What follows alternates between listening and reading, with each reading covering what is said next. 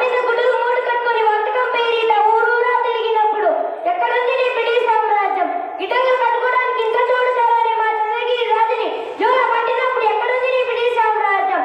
పోవాడు నా మాతృభూమి, నీరు పవిత్రం, గాలి పవిత్రం, మట్టి పవిత్రం, కొండలు నదులు సమస్తం పవిత్రం. ఈ జన్మకి కాదు, ఈ జన్మకైనా నేను నా పుణ్యభూమిలోనే పుడతాను. నేను నా ప్రజల సమస్యకే పాటుపడతాను. స్వాతంత్రం ఉడిస్తే పూడ్చుకునే విషయం కాదు, గెలుచుకునే హక్కు. సీతారామరాజు చనిపోతే లక్షలాది సీతారాములు ఉద్భవిస్తారు. ఒక్కొక్కరు ఒక్కొక్క విప్లవ వీరుడై బ్రిటిష్ సామ్రాజ్యపు పునాదులు పెరిగేస్తారు. సీతారామరాజు ఒక మనిషి కాదు, సమూహ శక్తి, సంగ్రామ వేడి, స్వాతంత్ర నిరోధం, స్వేచ్ఛ